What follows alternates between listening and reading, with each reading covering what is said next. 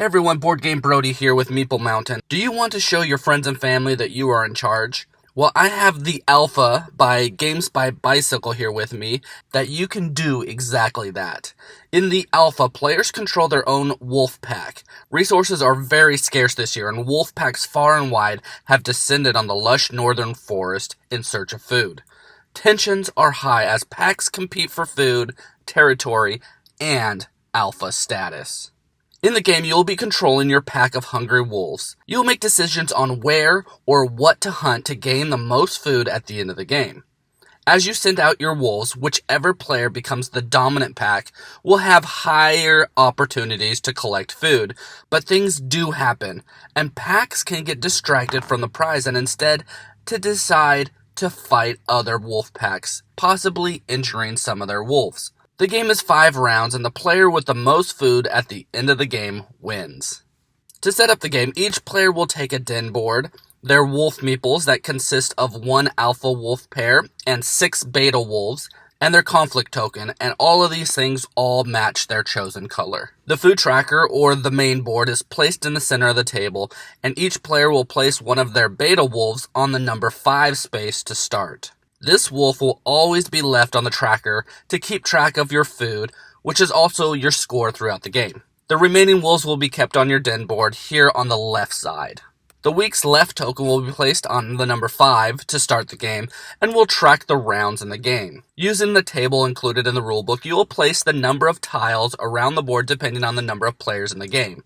All large and medium region tiles are placed above the board, while the small, the scavenge, and the livestock region tiles are placed below the board.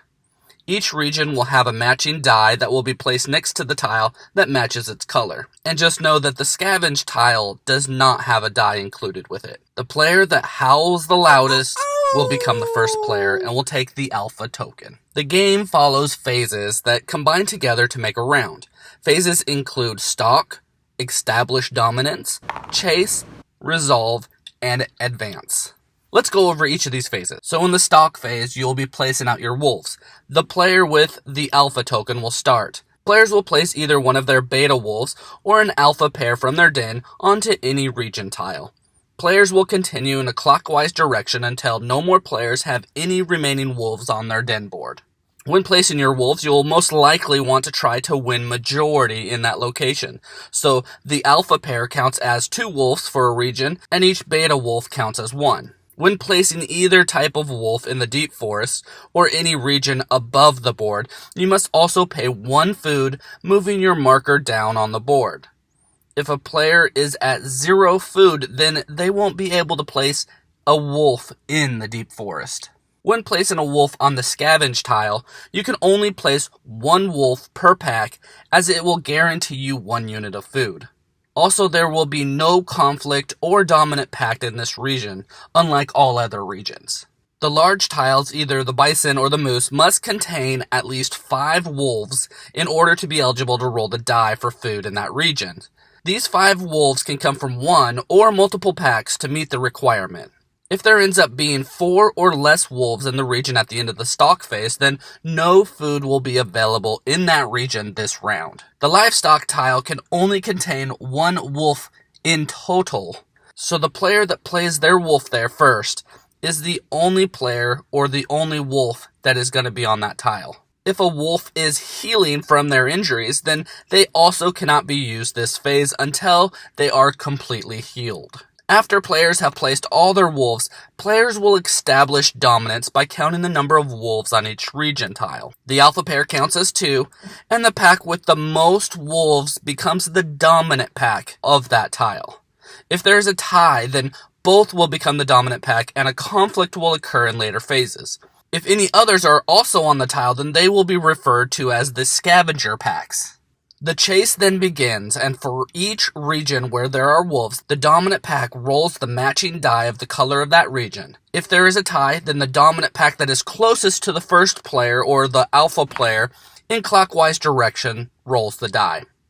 Each die has different results depending on the type of region it is. If the result is a number, which could be 1 through 20 depending on your region, then that will be the amount of food available to the dominant pack or packs If the result is an X, that region's prey got away and no food will be gained in this region.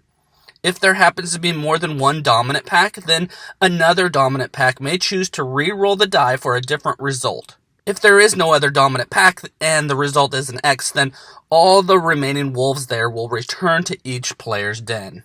If the result on the die shows a C with a number, this stands for carrion. Carrion is decaying flesh from dead animals, and this means that you've wounded the prey and it will become carrion for the next round. But the number indicates how much food is still available for this round. All packs that have at least one wolf in this region then immediately have a conflict for the remaining amount of food shown on the die. After the conflict is resolved, which I will explain here in just a moment, you will flip this region tile over to its carrion side for the next round. This region will not have a chase phase for the next round, and instead will have a guaranteed amount of food available to eat for the dominant pack of the next round. If the result on the die is a D, this means there is a dead wolf, and this only happens in the livestock region that can only have one wolf total on there, and this wolf will be removed from the game. After all needed dice are rolled, you will then resolve any conflict and score food. You will start resolving from the smallest region to the largest, and if there is no wolves in the area, you won't do anything to that tile, and you will move on to the next one. If the hunt was a success in that region, and there was only one dominant pack, then they will score the amount of food shown on the die. But if there happens to be two dominant packs in a region, those packs have a conflict. These packs will need to choose whether to fight or share food. Make sure you know how much food is at stake. This will be the number on the die. If there's a C on the die, then it will be the number next to the letter C. Players take their conflict token and secretly decide if they want to either fight or share, and everyone reveals their token at the same time. If they both share, packs will split the food evenly, starting with the player closest to the alpha player, and the food is split up. If all packs fight, then one wolf from each pack is injured, and all food is lost. If from all dominant packs one chooses to fight, and the remaining choose to share, all the food will go to the pack that chose to fight. And my favorite outcome is when two packs choose to fight and one chooses to share. The packs that chose to fight will fight each other, and they will have to move one of their wolves to the injured area each, and the player who chose to share gains all of the food. Normally, scavenger packs receive no food from a region when other packs are dominant, but if the dominant packs both become injured, then the scavenger packs will divide up the food evenly amongst themselves. So there is still reasons to place your wolves on regions where you know that you won't be the dominant pack. The last phase, Advance, lets you heal your wolves, and you advance the round marker. All remaining wolves on any region tiles are placed back in their respective den boards. Wolves that are healing will move one space and be placed back on their den board. All injured wolves will move one space to start healing. And again, the round token will move unless it's the last week. The alpha token is placed to the player who has the most food. If it's a tie, then the player seated closest to the current alpha player will get it. And if the current alpha player is involved in the tie, then they will hold on to it. After 5 weeks or 5 rounds, the player with the most food is the winner and is declared the alpha. The game really simulates being a wolf pack and choosing which locations will bring you the most food. The meat in the game is all about the first phase, the stalk phase. You need to strategically place your wolf meeples onto locations or regions that will give you the best luck getting the most food. Do you compete with other packs to try to keep your wolves together and undoubtedly become the dominant pack of that tile? Or do you contribute to a big takedown placing your wolves with other players on big game? Or do you focus on small, possibly easier animals and make the others use most of their wolves to take down the big animals? In the game, first of all, there's more choices than you first realize, and second, more strategy than you first even thought about. And after placing all your wolves and determining each dominant pack, nothing is final yet. There still can be many different outcomes. First, the dice can cause some unknown events, like when the prey gets away when rolling an X. There are so many ways to help plan better for these events, like spreading your wolves out a little more and try to share dominant packs with others, because this way there is another chance to roll the die again for a better result. Of course, you will be hoping for the highest number to be rolled if you're the dominant pack, but there are also some situations that give you some food but sets up the area differently for the next round, like when you roll a C and causing there to be carry-on for the next round. Now in the game, there is still some luck as players roll the die, but I feel like the game lets you choose how you want to play with those chances.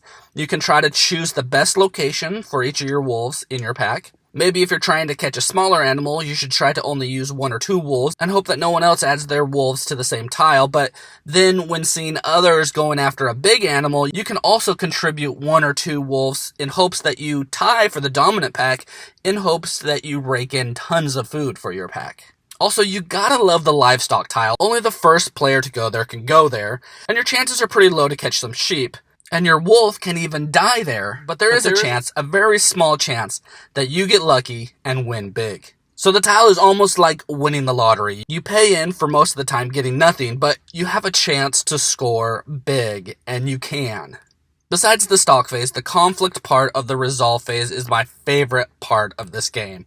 To be the top dog, you need to try to mess with others' minds and outsmart them by picking the best outcome on your conflict token. If you just want to share and think that they will be nice and share back, then go ahead and place the share side of the token up. But remember that friends of another pack will at some time betray you by picking fight when you pick share. Another way to play the game is if you can't get the food, then no one else gets the food. Then you will choose to fight every single time.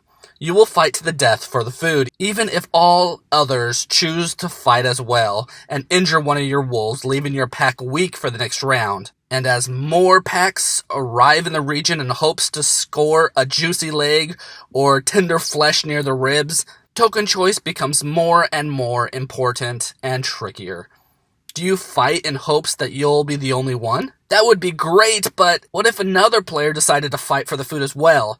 Then you will spend your time fighting and injuring your wolf for nothing. Well then, do you share in hopes that either everyone shares and you all split the meat evenly, or maybe hoping that others choose that they're gonna fight and you can bring home the bacon? These scenarios and outcomes make the game very fun at this point, and players get to outsmart others while becoming the alpha pack. Also, at the end of the stock phase, when you see most of the wolves that have been placed, you can sneak in some scavenger packs. If you don't think that you need to strengthen your holds in any other area, then scavenger packs might not do anything, but if you go to a region where other dominant packs choose to fight each other, then you can sneak away, catching the food without them even noticing. Plus, their packs become weaker, while yours gain the protein that cause your wolves to become stronger.